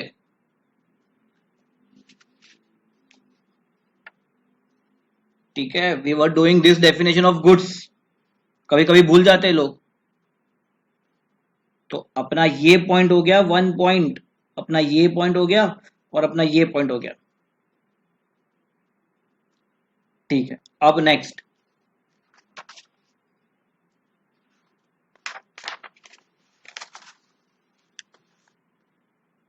Sir, actionable claim. What is actionable claim? Sir एक ऐसा क्लेम जिसके लिए एक एक्शन लिया जाए, रिकवर करने के लिए एक एक्शन लिया जाए। मतलब एक सिंपल मैं एक आपको एग्जांपल दे रहा हूं। लेट सपोज हम बोलते हैं बैंक ने मेरे को पर्सनल लोन दिया। अब पर्सनल लोन दिया तो मैंने कोई गारंटी नहीं दिया, पर्सनल लोन है। अच्छा, ये पर्सनल लोन अगर मैं रीपे नहीं करूंगा तो बैंक के पास क्या ऑप्शन है? Bank will go to court and they will file a case against me.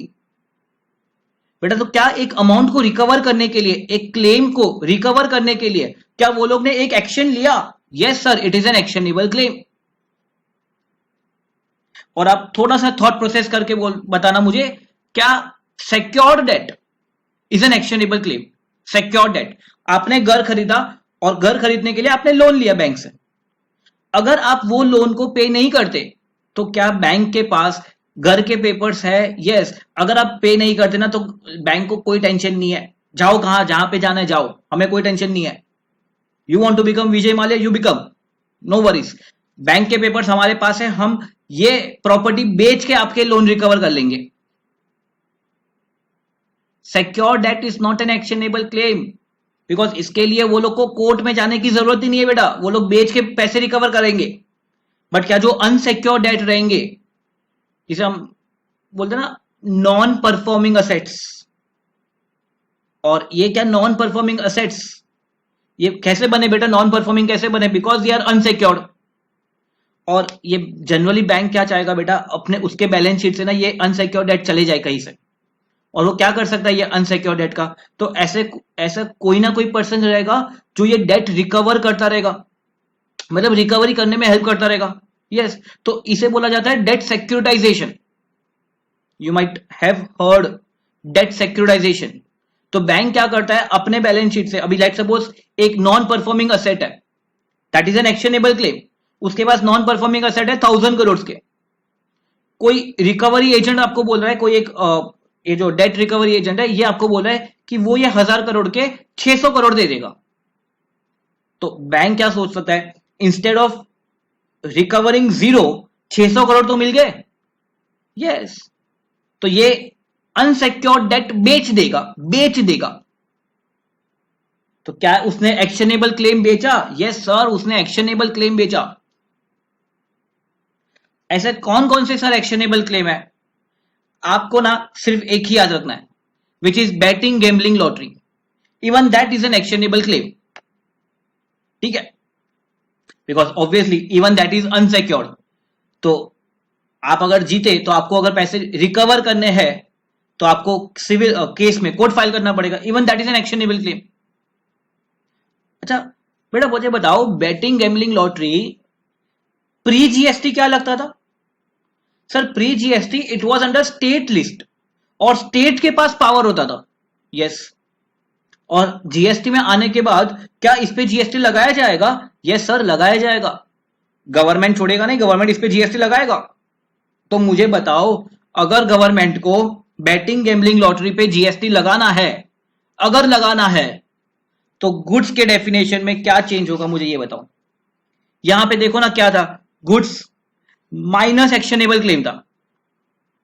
Cell of goods act में ये गुड्स नहीं था, बट क्या जीएसटी में इसे एक्शनेबल क्लेम होना चाहिए? यस होना चाहिए।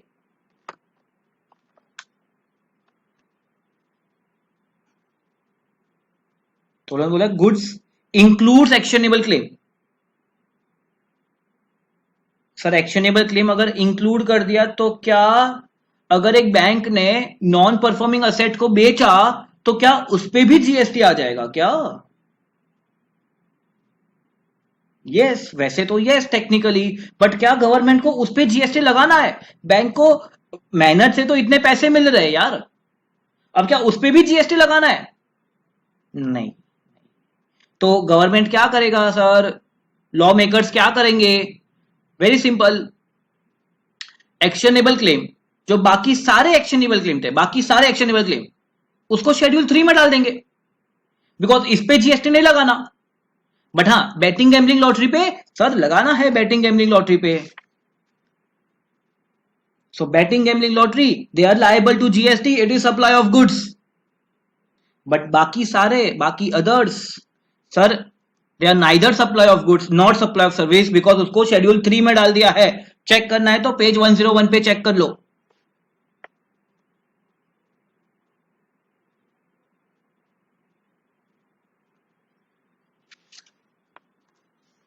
क्या बेटा हम गुड्स का डेफिनेशन ही कर रहे हैं, यहां तक ये 4 पॉइंट क्लियर हो गए? और लास्ट पॉइंट मुझे बोल दो बेटा यहां पे अभी, और वी हैव दिस लैंड और यहां पे we have some grass also. ठीक है, ग्रास ट्रीज ये सब है यहां पे।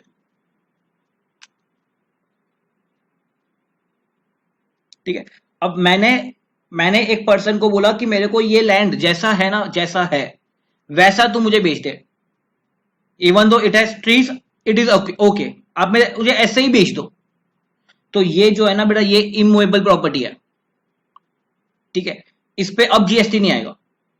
बट अगर मैंने इसको बोल दिया कि नहीं यार ये सब ना तू मुझे कट करके दे दे, और कट करके ये मेरे को अलग से देना, और लैंड तू मुझे अलग से दे, तो बेटा ये जो कट करके दे दिया, क्या उस पे क्या वो गुड्स हो जाएंगे? यस सर, वो गुड्स हो जाएंगे, because they are agreed to be severed before supply और अंडर कॉन्ट्रैक्ट ऑफ सप्लाई, तो फिर उस पे जीएसटी आएगा, because then they are goods, not land.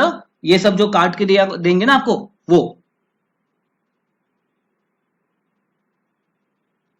बेटा इतना एनालिसिस करने के बाद आपको क्या गुड्स का डेफिनेशन अभी तक क्लियर हो गया?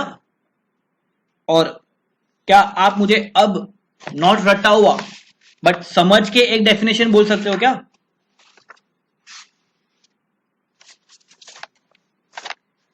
सर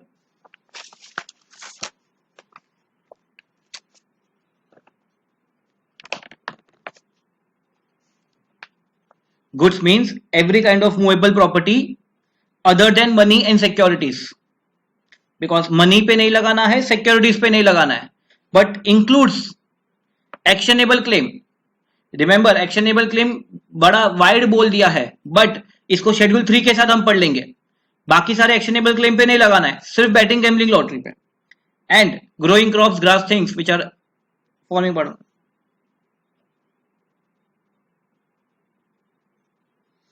पहली बार डेफिनेशन समझा गाइस? क्लियर है यहां तक ये डेफिनेशन? नेक्स्ट सर, सर्विस का मतलब क्या? तो सर्विस मींस जो गुड्स नहीं है वो सर्विस। कितना वाइड कर दिया, कितना वाइड, जो गुड्स नहीं है वो service, anything other than goods. अच्छा, बट मनी और सिक्योरिटी को भी डाल दिया, तो anything other than goods, money, security, उस पर भी जीएसटी नहीं लगाना है, बट इंक्लूड्स सम थिंग्स। अब हमें ये समझना है, ठीक। नेक्स्ट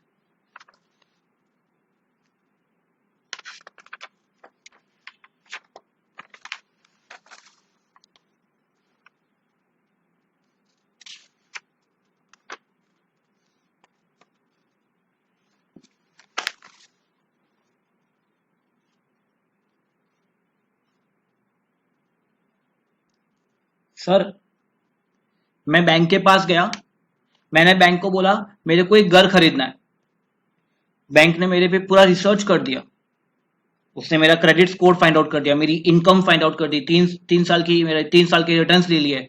उसने बोला ठीक है आप एलिजिबल हो। मैंने बोला थैंक यू। उसने बोला आप कितने के लिए एलिजिबल हो? बोले 50 लैक्स।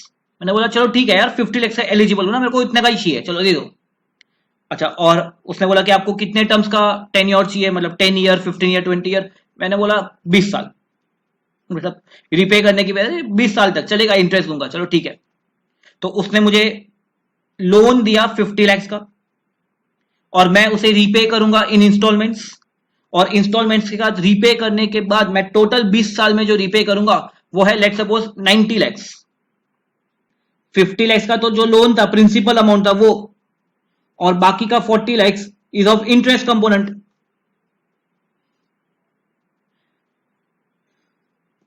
सर, उसने आपको 50 लाख दिया, आपने उसके 50 लाख दिया, ये 50 लाख पे जीएसटी सर नहीं है, it is only money, transaction in money.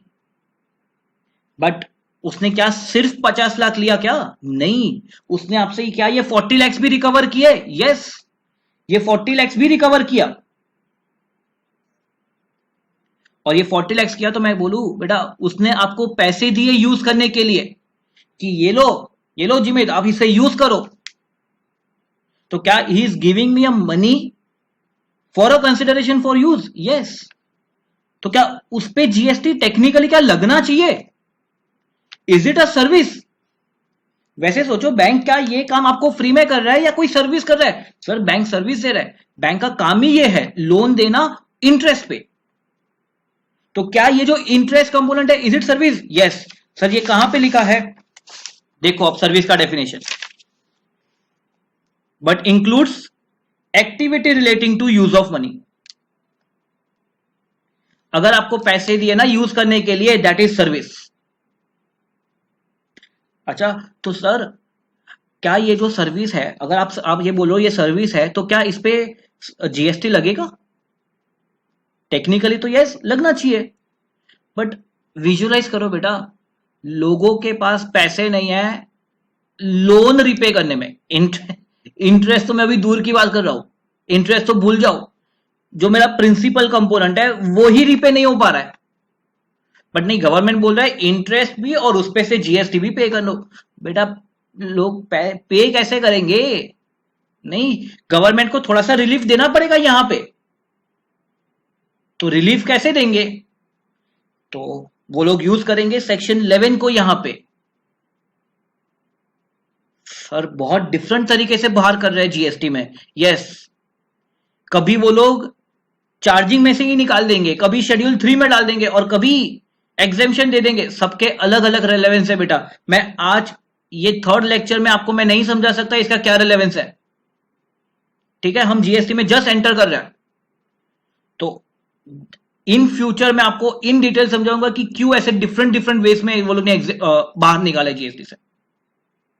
तो यहां पे वो लोग ने क्या यूज किया हुआ है, सेक्शन 11, और सेक्शन 11 में नोटिफिकेशन में बोल दिया कि अगर कोई बंदा आपको लोन देगा और उसको इंटरेस्ट मिलेगा, तो वो इंटरेस्ट पे जीएसटी नहीं आएगा।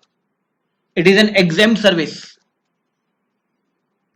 सर फाइनल कंक्लूजन, तो हमें तो फाइनल कंक्लूजन ही बाय करना है। हम तो यही पर्पज से समझ रहे हैं GST. Bank is providing money for use, they are earn interest, yes it is service and it is an exempt service। बेटा क्लियर यहां तक? ओके।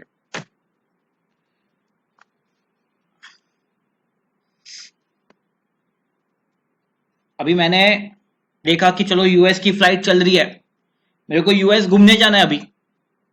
ठीक है, तो अब यूएस घूमने जाना है तो मेरे को क्या चाहिए रहेगा? Sir dollar. तो मेरे पास आईएनआर है, तो मैं एक फॉरेन एक्सचेंज डीलर के पास गया, मैंने बोला भाई मेरे को डॉलर चाहिए। तो ये डीलर ने क्या बोला कि भाई मेरा रेट जो है ना $1 इक्वल टू 75 रुपीज, ये उसका रेट है।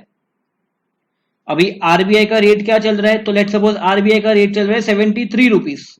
This is RBI rate. अब मैंने बोला मैं कहां पे आरबीआई के पास जाऊं और एक्सचेंज कराऊं, मैं तो यार यहां पे ही डीलर है, तो मैं यहां पे ही चला गया। Convenience, convenience. तो उसने उसका रेट है 75, मेरे को बोला मेरे को $1000 चाहिए, तो मैंने उसको 75,000 रुपीज दिया। मैंने उसको 75,000 रुपीज दिया, उसने मेरे को $1000 दिया। मैंने इसको पैसे दिए, उसने मुझे पैसे दिए, बात खत्म, जीएसटी नहीं आएगा। सर कैसे नहीं आएगा? इस पे आना चाहिए क्या? आना चाहिए क्या? यस। क्या वो एक सर्विस कर रहा है क्या? Yes. Simple transaction in money नहीं है, पैसे दो पैसे लो ऐसा नहीं है। मैंने इसको 100 रुपए दिए रहते और बोले 2 50 के नोट दे, तो ये ट्रांजैक्शन इन मनी है। बट यहां पे there is not plain simple transaction in money, यहां पे कोई सर्विस चार्जेस है which is included in this rate. और क्या ये 2000 पे जीएसटी आना चाहिए? यस सर आना चाहिए। तो क्या पहले तो ये बताओ वो सर्विस होना चाहिए क्या? यस सर ये सर्विस है। कौन सी सर्विस दे रहा है? सर कन्वर्जन कर रहा है, कन्वर्जन बाय कैश और any other mode. He is converting from one currency to another currency. हाँ, बट कोई ऐसा भी हो सकता है कि मेरे पास आ, आ, मेरे पास लेट सपोज नोट्स है, ठीक है, और मेरे को कॉइन चाहिए, तो one form to another form भी हो सकता है, one denomination to another denomination हो सकता है, बट जिसके लिए एक अलग सा कंसिडरेशन चार्ज कर दिया जाए, और ये चार्ज अलग से दिखाने की जरूरत नहीं है, उसके रेट में इंक्लूडेड है। Even that is service. पढ़ लो बेटा, ये पढ़ लो, आगे बोलो क्या बोल रहे हैं। Service includes this point.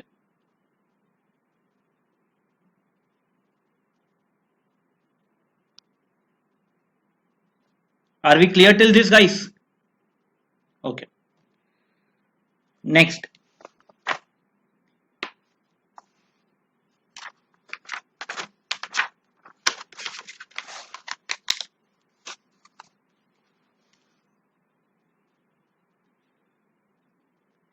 Sir आपने अभी एक इंटरेस्ट का पॉइंट समझाया कि इंटरेस्ट ऑन लोन जो है, इंटरेस्ट ऑन लोन या deposit, it is an exam service. Yes sir, कभी कभी ऐसा भी तो हो सकता है कि जैसे एक सप्लायर ने रेसिपिएंट को माल बेचा और क्रेडिट पे बेचा। We have a supplier who is selling goods to recipient on credit. हो सकता है 2 मंथ्स का क्रेडिट दे दे। अब रेसिपिएंट को बोलेंगे बेटा 2 महीने के बाद पैसे दे। अब रेसिपिएंट के पास 2 महीने के बाद पैसे नहीं है, वो इसको बोल रहा है कि आप मेरे को और थोड़ा सा टाइम दे दो, मेरे पास अब जब भी पैसे आएंगे ना मैं आपको इंटरेस्ट के साथ पे करूंगा। हो सकता है ना कभी, बिकॉज वो बंदा डिले कर रहा है, उसने लेट सपोज 6 महीने के बाद दिए, तो सप्लायर बोल रहा है बेटा अब 6 महीने के बाद दिए तो मेरे को थोड़ा सा additional consideration they, it is a time value of money also. तो अब ये जब ये पे करेगा ना तो इंटरेस्ट के साथ पे कर रहा है। अब मुझे बताओ, ठीक है ये इंटरेस्ट आप बोल रहे हो, टेक्निकली तो पेनल्टी लग गई इस पे कि तू बेटा डिले कर रहा है ना पे करने में, तो एक पेनल्टी पे कर। तो क्या सर वो पेनल्टी पे जीएसटी आना चाहिए? क्या वो भी एग्जेम्प्ट करवा देंगे गवर्नमेंट? नहीं बेटा, उस पे जीएसटी आना चाहिए। तो एक पॉइंट अब यहां पे समझना, this is interest on delay payment in consideration. This is interest on delay in payment of consideration.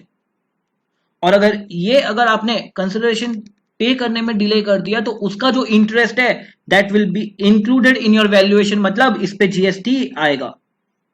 This is nothing but, in simple words में बोलूं तो tolerance of an act.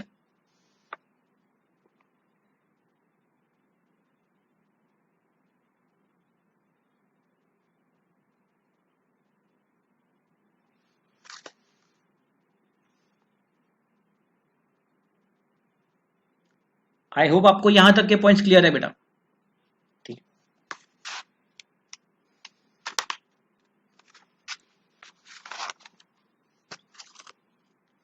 Sir मेरे को रिलायंस के शेयर्स खरीदना है, मैंने ब्रोकर को कॉल करके बोला मेरे को रिलायंस के शेयर्स खरीदने हैं, उसने मेरे नाम पे खरीद लिए, मतलब मेरे अकाउंट में खरीद लिए।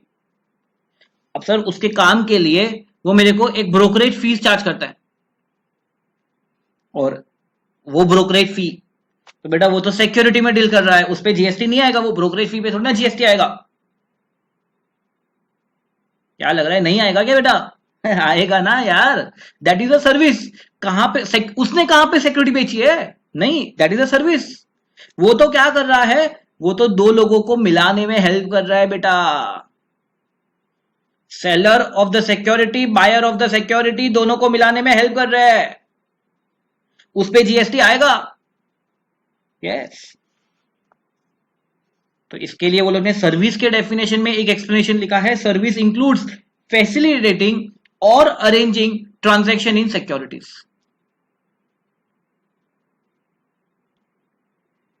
एंड बाय दिस अपना टोटल डेफिनेशन ऑफ गुड्स और डेफिनेशन ऑफ सर्विस कंप्लीट हुआ यहां पे।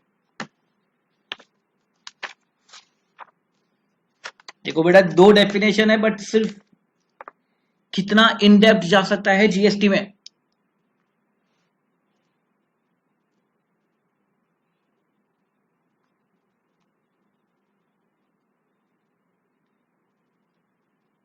Guys are we clear with this?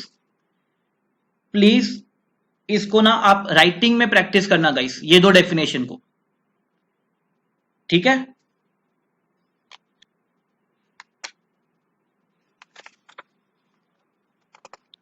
So by this और दिस डेफिनेशन, ये तो जो डेफिनेशन है ये चैप्टर अपना कंप्लीट हो जाएगा गाइस। इसमें सिक्योरिटी रिलेटेड और एक पॉइंट है जो मैं अभी आपको नहीं पढ़ा रहा हूं, इसको इन फ्यूचर में मैं डील करूंगा, ठीक है? तो यहां पे नोट्स में मैंने मेंशन किया हुआ है वो पॉइंट, आपको शायद से वो पॉइंट नहीं समझेगा, बट आप उसको मार्क करके रख देना कि हाँ ये पॉइंट पेंडिंग है करके, ठीक है? जस्ट फॉर एग्जांपल मैं आपको यहां पे मेंशन कर दूं, पेज नंबर 45 पे मैंने यहां पे एक पॉइंट यहां पे मेंशन किया हुआ है, इसको आप यहां पे फॉर द टाइमिंग यहां पे लिख लेना, रिलेटिंग टू आईटीसी। तो जब हम ये चैप्टर इनपुट टैक्स क्रेडिट का चैप्टर करेंगे ना तब ये पॉइंट को डील कर लेंगे। बाकी आप ये डेफिनेशन पढ़ लेना guys, and do read questions relating to this. ठीक है, चलो थैंक यू गाइस।